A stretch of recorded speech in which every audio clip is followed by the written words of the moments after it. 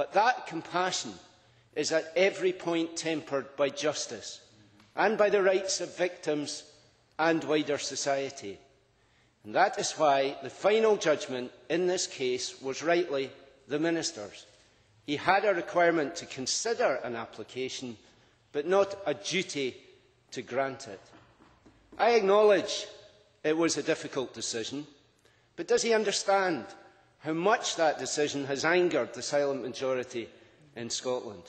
Does he understand how ashamed we were to see our flag flying to welcome a convicted bomber home? And does he understand how astonished we were when he visited a convicted murderer in prison? He quoted Jack Straw to justify this, but what Jack Straw said to the Joint Committee on Human Rights was that a prisoner would be invited to make written representations. I have the letter here. Will he now admit that this was his decision and his alone to visit Almagrahi? He had no obligation to do so. And after that visit, Almagrahi dropped his appeal. Will the Cabinet Secretary tell us if there was any discussion of that in his meeting? And for the avoidance of doubt, will he publish his note of that meeting? And how does the Justice Secretary explain that the media told us exactly how and exactly when Almagrahi would be released, a full week before the formal decision?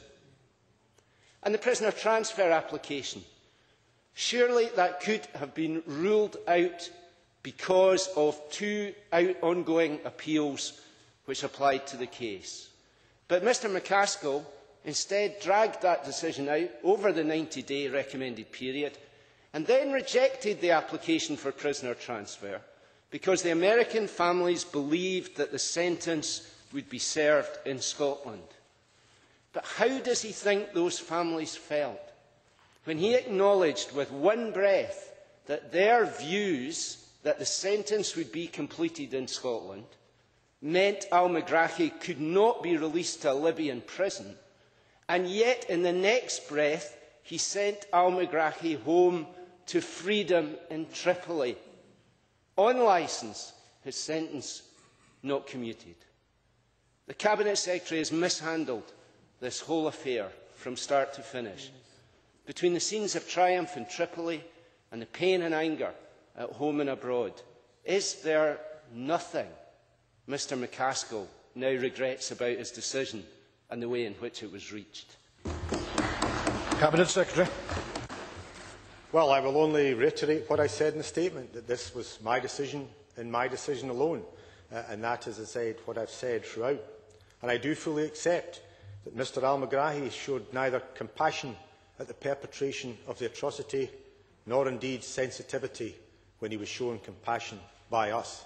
But I reiterate that I stand by the values that we have. In terms of the decision, I did, as I say, meet with Mr Almagrahi. I did not put any pressure upon him to drop his appeal. It was his decision and his decision alone. That was made clear to him, it was made clear to his agents, and it has been made clear throughout. The basis upon which the decision I made was on two criteria that I had to look at. First of all, the prisoner transfer application. And no, you are wrong to say that it would have automatically been ruled out on the basis of the outstanding appeals. It is quite clear, and it was submitted by his agents, that they could have, as I say, been matters that were purified. So accordingly, I required to go through matters to consider the advice. And indeed, that was a matter that was also made clear by the UK Government. In terms of compassionate release, as I said, I followed two matters. I followed the due process laid down by the laws of Scotland, laid down the laws that we inherited as a government and that I inherited in the post as Cabinet Secretary. I followed the guidance and the submissions that I am required to do, not simply from the laws, but, as I say, what is laid down to make sure that justice is done. It included taking account of the prison governor, the social work staff, the medical experts and indeed the parole board. As I indicated in my statement, each and every one of them recommended compassionate release. And you are right, there was still a further judgment for me to be made. But I believed that due process had been followed by the laws of Scotland, and I also believed that, as is written on that mace, we are required to show compassion, even when compassion and sensitivity is not shown to us, because it is our position as the people of Scotland that we wish people to treat us as we would expect, as we are treating to them, He failed to show that to us, but as I say, that doesn't mean that we should ignore that. So I believe that I followed due process and I upheld the values, and I stand by my decision. Annabel Goldie. Presiding Officer, I also thank the Minister for the advance copy of his statement.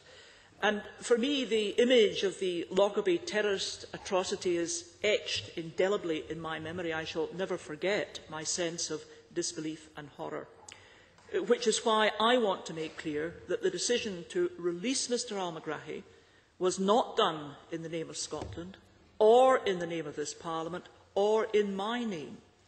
It was a decision made by Mr Salmond's SNP government and Mr Salmond's minister. If Mr Al-Megrahi's condition is so severe that keeping him in prison is inhumane, why could he not have been released to a secure house or a hospice or a hospital in Scotland? Is this SNP government seriously suggesting that our Scottish police, who cope so admirably with security arrangements for G8 leaders, could not adequately protect Mr Al-Megrahi? 48 police officers for a few weeks seems a small price to pay to protect Scotland's international reputation. And is this SNP government seriously arguing that our excellent NHS is incapable of providing compassionate and sensitive palliative care? Even Mr Al-Megrahi's own lawyer, Dr Ibrahim Legwell, considers Mr Al-Megrahi would receive better treatment in Scotland than in Libya. Presiding Officer, compassion and justice would have been better served by that approach than by a convicted terrorist being feted as a hero in Libya to a backdrop of waving saltires. Presiding Officer, equally disturbing is the extraordinary and incomprehensible silence of the Prime Minister, Gordon Brown. This SNP government's flawed decision has significant implications for foreign policy and trade. So what joint efforts are now being undertaken by Alex Salmond and Gordon Brown to limit the damage done to our country's international reputation and to our economy? Cabinet Secretary. Can I first of all say that I think the suggestion that he could have gone to a hospice to be ludicrous. Myself, Miss Goldie and many others will have visited many hospices. People go there to have dignity in their last few moments. To suggest that we could have sent Mr Al-Megrahi to any hospice in Scotland where others would have seen a travelling circus, frankly, turned into that denigrates them. There was a suggestion that he could have gone to the house in Newton Mearns, and as I said, we took the clear advice from the Deputy Chief Constable of Strathclyde Police Force, our largest police authority. 48 officers simply to cope with him being in the house without other problems that would relate there.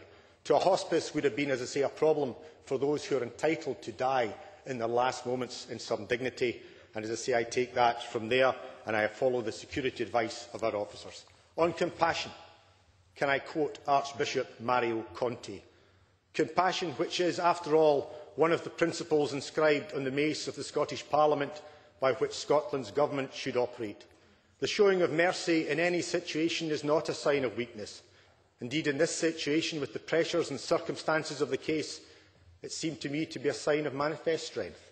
Despite contrary voices, I believe it is a decision which will be a source of pride for many Scots and one which will be respected in the international community. I accept that there are many in America who disagree with my decision.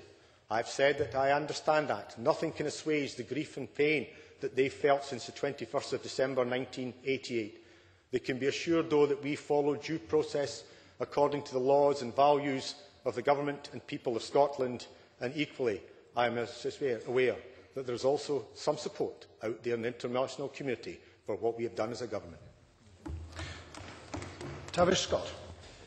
Can I thank the Cabinet Secretary too for a copy of his statement?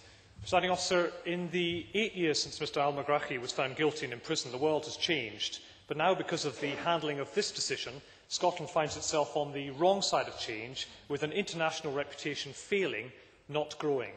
This Parliament has been recalled too late to influence the Justice Secretary. That is wrong. I ask for support to allow a vote next week as a demonstration to the world that there is a wider view of Scotland